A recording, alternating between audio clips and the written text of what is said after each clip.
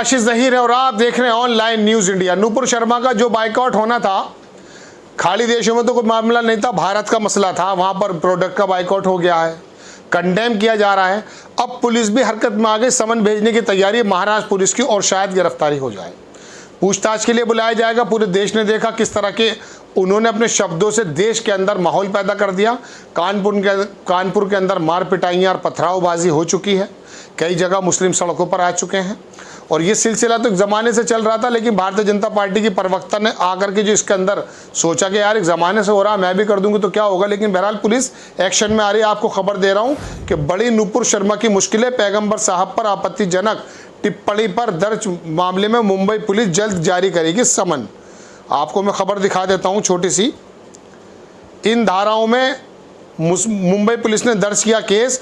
नूपुर शर्मा ने TV debate के दौरान पैगंबर मोहम्मद पर टिप्पणी की थी, उसके बाद अगले ही दिन पुलिस ने इस मामले में केस दर्ज किया था। ये केस रजा एकेडमी के ज्वाइंट सेक्रेटरी इरफान शेख ने दर्ज कराया है।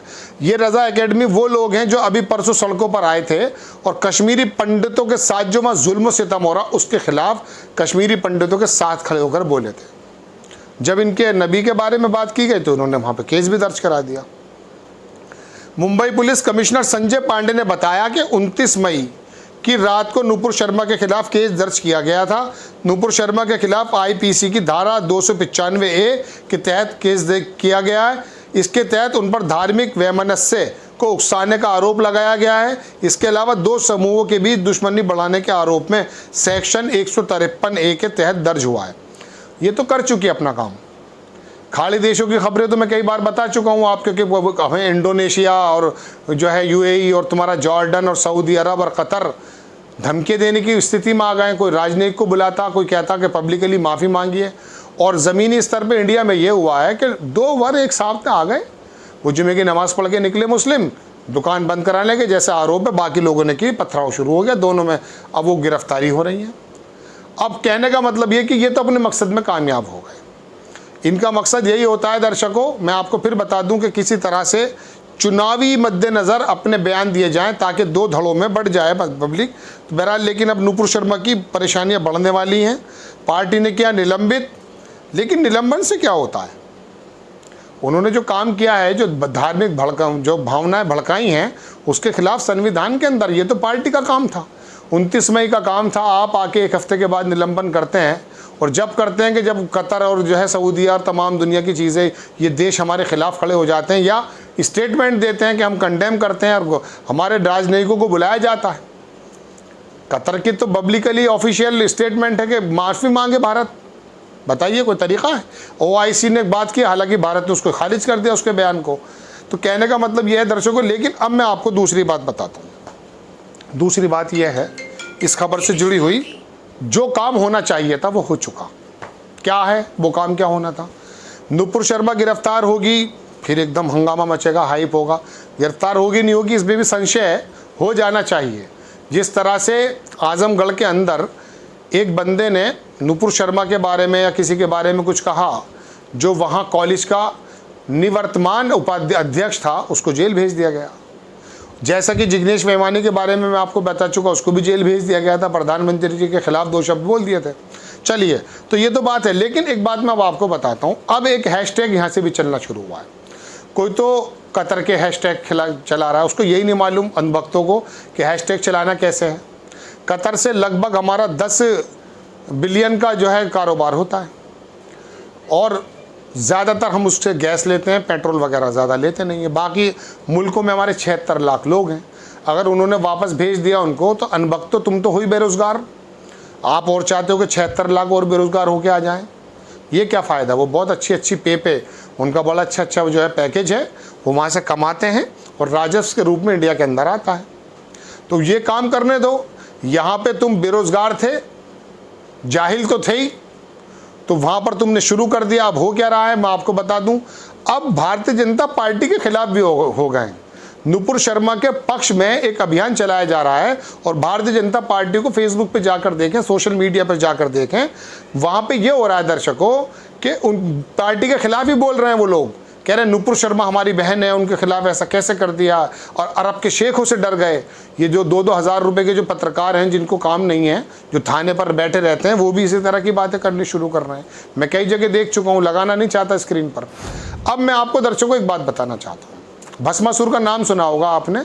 भस्मासुर जो था वो बेसिकली असुर था या सुर था, ये तो जाने आप। बहरहाल एक बार वो शंकर जी से जो है उसकी कोई बात हो गई पार्वती जी को लेकर के, तो उसके हाथ में एक ऐसी शक्ति थी कि वो जिसको भी हाथ सर पे रखता था उन्होंने खुश होकर के दे दी थी शंकर जी ने, तो वो भस्म हो जाता था। उसका नाम भस्मासुर इसलिए रखा गया। फिर उसके बाद क्या हुआ कि कोई वजह रही होगी, मैं उसको डिटेल में नहीं जाना चाहता। तो बहरहाल वो शंकर जी से कुछ बात हुई, अब वो जो है इस चक्कर में था कि किसी तरह से शंकर जी को भी है जो है वो लड़ाई में आ जाए और उसमें हाथ रख दे इस तरह से। तो इसी तरह से फिर पार्वती जी ने कहा कि मुझे कुछ इस तरह का डांस पसंद है जैसे शंकर जी करते हैं। शंकर जी का डांस का स्टाइल आपको मालूम है, एक हाथ में डमरू और एक हाथ जो है सर पे होता था और पैर इस तरह से होता था।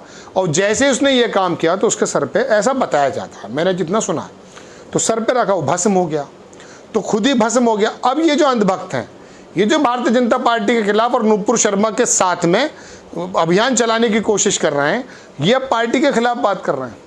यानी कि अब पूरे सऊदी मुल्कों में बदनामी हो गई है, उसको इसी वजह से थोड़ा सा निष्कासित कर दिया गया। जेल तो भी गई नहीं है, जबकि जेल जाना चाहिए था उसको। 20 करोड़ लोग और तमाम दुनिया के मुस्लिमों के जज्बातों को उसने जो है आहत किया है। हकीकतन तो संविधान में उसकी कहीं ना कहीं ऐसी जगह बनती है, लेकिन अभी उसके निष्कासन में देरी है, उसके जेल में जाने में देरी है, सबको सब काम हुआ है। लेकिन अब ये लोग जो नारे लगाया करते थे अंधभक्त, अब वो कर क्या रहे हैं, वो नुपुर शर्मा के साथ आ गए। वहाँ पर कतर के अंदर बाइकआउट चल रहा है कि इंडियन प्रोडक्ट बाइकआउट, वो यहाँ पर कर रहे हैं। तो दर्शकों स्थिति कुछ ऐसी बन गई है। आपको मुझे किस तरह की बातें बतानी चाहिए, हमारे देश किस दशा और दिशा की तरफ जाना चाहिए, ये वाली बात होनी चाहिए। मगर यकीन मानिए हफ्ते भर से एक ऐसा मुअम्मा कह दीजिए बन चुका है नुपुर शर्मा के नाम का, कि मैं कल देख रहा था कि ट्विटर पे नुपुर शर्मा के अलावा खबर ही नहीं थी। ट्रेंड कर गई होंगी जहाँ तक मेरा अंदाज़ा है, वो तो मुझे जानकारी नहीं है कि ट्रेंड किया नहीं किया, लेकिन नंबर 1 पे आ गई होंगी। वो कौन है नुपुर शर्मा, कोई जानता भी नहीं था। 4 शब्द बोलो और फिर भड़काओ जज्बात, दोनों तरफ हो जाओ। ये बाकी तमाम पार्टियां एक तरफ हो जाएंगी, 2 लोगों के खेल हो जाएंगे, हिंदू और मुस्लिम। 80 और 20 की आप पहले बात सुन ही चुके हैं। बहरहाल बड़ी खबर कि अब नुपुर शर्मा को समन भेजने की तैयारी है। अब उनको जेल भेजा जाएगा, अगर मुझे लगता नहीं है तो फिर वो जज्बात हो जाएंगे, फिर ये अंधभक्त सड़क पे आ जाएंगे। तो दर्शकों ये खबर है जो मैंने आपको बताई कि मुंबई पुलिस ने तैयारी कर ली है और नुपुर शर्मा के अब समन भेजेगी, पूछताछ होगी, उसके बाद देखते हैं क्या बनती है बात। लेकिन अब शायद वो परेशानी में आना शुरू हो जाएगी। आपको खबर कैसी लगी अपनी राय कमेंट्स बॉक्स में ज़रूर दीजिएगा। चैनल को सब्सक्राइब कीजिएगा, शेयर कीजिएगा। नेक्स्ट टाइम मैं किसी अच्छी खबर के साथ आता हूँ। जय हिंद।